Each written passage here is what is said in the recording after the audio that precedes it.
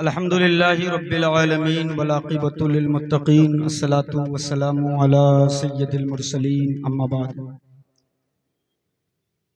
औज़ु बिल्लाहि मिनश शैतानिर रजीम बिस्मिल्लाहिर रहमानिर रहीम मुहम्मदुर रसूलुल्लाह सल्लल्लाहु अलैहि वसल्लम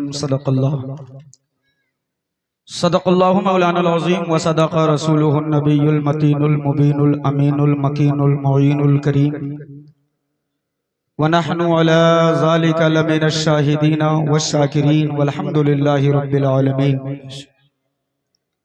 मिंबर पाक की पाकीज़ा रहल पर जलवा फरमा जुमला मुहाफ़िज़ीन मसलक आला हज़रत उलमाए अहले सुन्नत हाज़रीन बज़्म अज़ीज़ दोस्तों नौजवान साथियों बुजुर्गों इस्लामी रिश्ते की इज्जत माँ पाकीज़ा मुक़द्दस माँ बहनों अस्सलामु अलैकुम व रहमतुल्लाहि व बरकातुहू।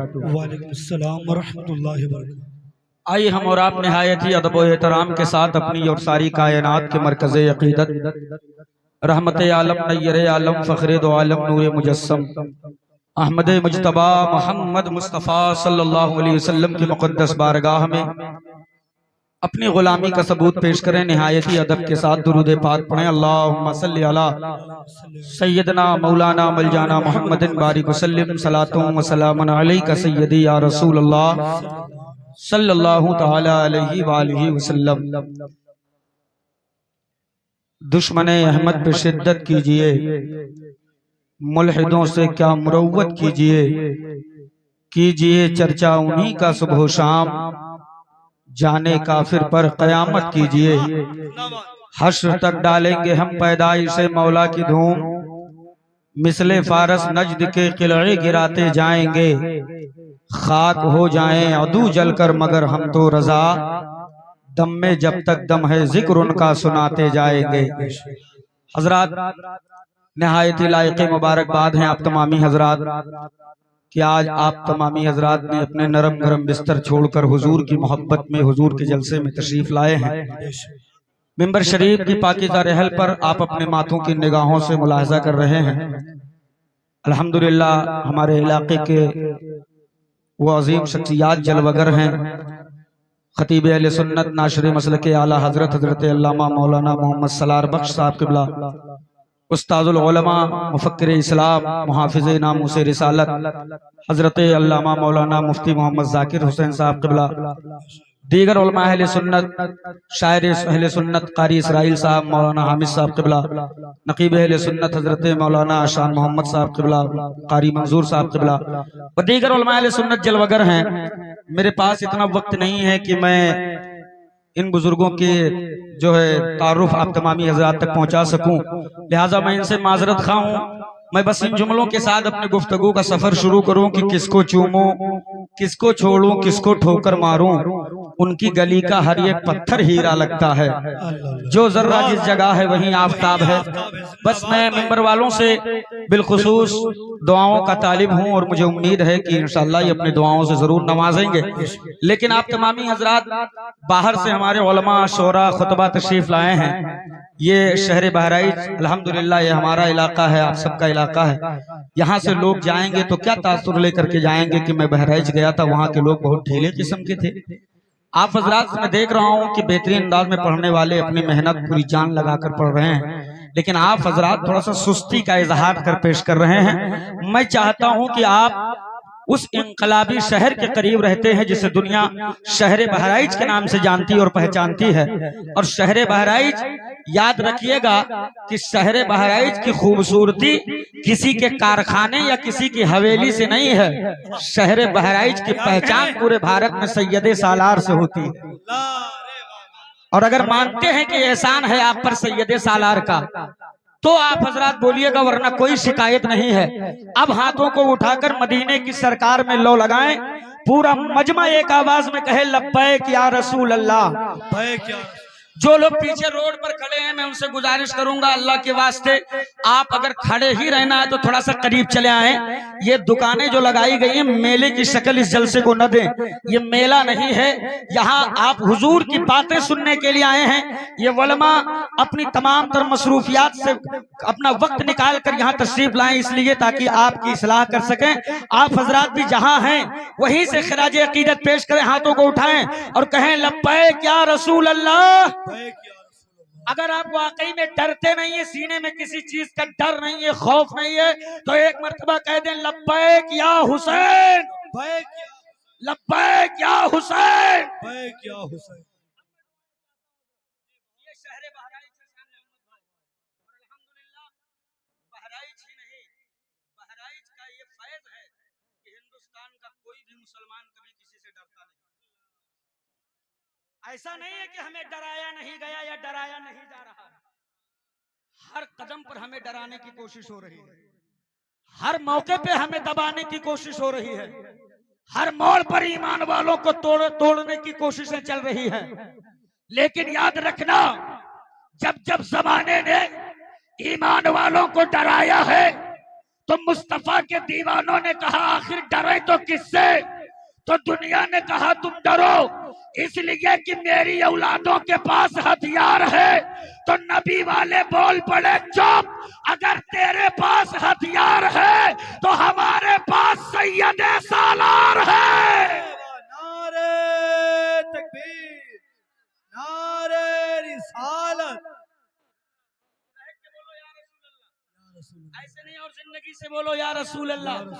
हम सारी दुनिया तेरी गुर्बत का तमाशा बना रही है, सारा जमाना मेरे झोपड़ी पे रिसर्च चला रहा है, सारी दुनिया की तहकीकें अगर हो रही है तो हमारे घर की तिजोरियों पर हो रही है, इसलिए कि गुर्बत ईमान वालों की बस्ती में है, तंग दस्ती ईमान वालों की आबादी में है, मुफलिसी ईमान वालों के घरों की जीनत है।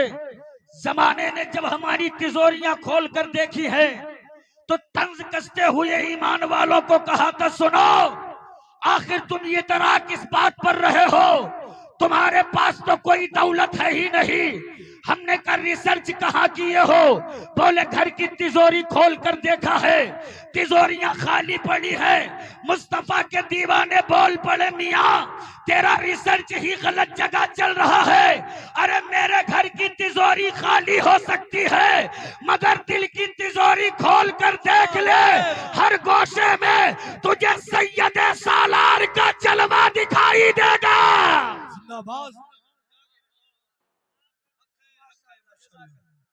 भाई शान मोहम्मद इस्माइली साहब और सहीम भाई नेपाली दोनों ने कहा था कि इनाम नहीं दो तो सुभान अल्लाह बोलो, इनाम नहीं दो तो सुभान अल्लाह बोलो, लेकिन मैं कह रहा हूँ इनाम भी दो और सुभान अल्लाह भी बोलो। सुभान और सबसे पहले मैं गुजारिश करूंगा स्टेज के उलमा से, इसलिए कि जब आप देंगे ये हमारी कौम है जो आलिमों को करते देखती वही करती, जब हमारे आलिम नजराना देंगे तो इंशाल्लाह सब देंगे।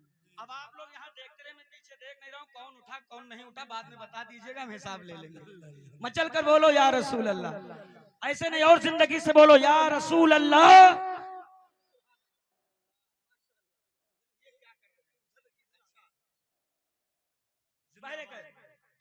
ये अजमत सैयदे सालार है, करम है अल्लाह का कि उसने हमें चौखटे सैयदे सालार अता किया। अरे बोलो करम है कि नहीं है कि नहीं है, एहसान है रब का कि नहीं है। और एक जुमला में उलमा की मौजूदगी में कह दूं, बहराइच की सरजमीन पर जिसने करबला का नक्शा उतारा है वो मेरे सैयदे सालार है। बहुत छोटी बात नहीं है यार, इतने आसानी से न सुनो, थोड़ा बोल करके सुनो, लहक के बोलो या रसूल अल्लाह। कहाँ का नक्शा उतारा है? करबला का। पूछ सकता है जमाना कैसे, तो कह दो तारीख जब पढ़ोगे तो पता चलेगा कि करबला के सरजमीन पर एक हुसैन के मुकाबले में 22,000 का लश्कर है। कितनों का? जोर से कितनों का? 22,000। एक हुसैन के मुकाबले में 22,000 का लश्कर। लेकिन पढ़ लो तारीख बहराइच, एक सैयदे सालार के मुकाबले में कमोबेश 22 राजाओं की फौज बहराइच से लेकर घाघरा घाट तक जहां तक निगाहें जा रही है सिर्फ इंसानों का समंदर है। हाथों में चमकती तलवारें हैं, हर तलवार का मकसद गर्दन सैयदे सालार के काटने की जमाने ने डराया था। ए सैयदे सालार, गर्दन बचाना है तो वतन छोड़ दो, जान बचानी है मुल्क छोड़ दो, अगर महफूज होना है ये इलाका छोड़ दो। लेकिन सैयदे सालार का जुमला सुनो, आ गया कचारे हैदरी के शेरे नर को जलाल, देवरे शब्बीरी में बोलते हैं जालिमो, अरे तुम मुझे गर्दन काटने की धमकी दे रहे, क्या तुम्हें पता नहीं है मैं किस खानदान से रिश्ता रखता हूँ? अरे मैं उस खानदान से रिश्ता रखता हूँ जिस खानदान में गर्दनें कट भी जाती है तो नेज़ों पे चढ़कर कुरान पढ़ा करते। नारे तकबीर, नारे रिसालत, मसलके आला हजरत फैजाने गाजी सरकार, चौखटे गाजी सरकार। कर बोलो या रसूल अल्लाह, ऐसे नहीं और जिंदगी से बोलो या नबी अल्लाह। तुम उसे गर्दन काटने की धमकी दे रहे हो जिसके खानदान में गर्दनें तन से जुदा भी हो जाए तो नेज़ों पे चढ़कर कुरान पढ़ा करते हैं। क्या तुझे अली असगर का बचपना मालूम नहीं है? क्या तुझे अली अकबर की जवानी मालूम नहीं है? क्या तुझे कासिम का हुस्न मालूम नहीं है? क्या तुझे अब्बास का तेवर मालूम नहीं है? अरे हाँ हाँ, मैं उस अली का बेटा हूँ जिसके खानदान में गर्दन कटाकर दीन बचाने की अदा बहुत पुरानी हो चुकी है। अल्हम्दुलिल्लाह। बेशक शहर बहराइच और पूर्व बहराइच में रहने वालों, तुम अपने नसीबे पे जितना नाज करो कम है, लेकिन अफसोस तो तब होता है हजरत, हमारे इलाके से लोग बहराइच तो रोज जाते हैं लेकिन चौखटे सैयदे सालार पर कभी कभी जाते हैं। ये कम नसीबी है।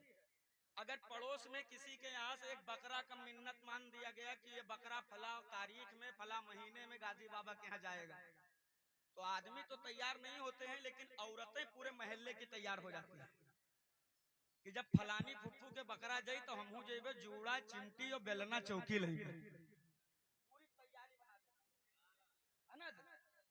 लेकिन अफसोस, हर रोज बहराइच पड़े हो मगर चौखट से फैजान नहीं ला पाते हो। याद रखना मुसलमानों, सारी दुनिया ने तेरी कुव्वत पर रिसर्च करके ये पता लगाया कि माल मुसलमानों का लूटा गया, घर मुसलमानों का फूंका गया, बस्तियां मुसलमानों की उजाड़ी गई, बच्चे ईमान वालों के ज़बा किए गए, इनकी बेटियों के आबरू को लाकर सरे बाजार नीलाम किया गया। तेरे बेटियों के टुकड़े कभी फ्रीजों में है, कभी कुएं में लटक रही है, कभी नहर पे पड़ी है, कभी गली कूचे में पड़ी है, लेकिन सारी दुनिया हैरान, इतनी तकलीफें देने के बाद भी नबी वाला अपने नबी से दूर क्यों नहीं हो रहा? अल्लाह,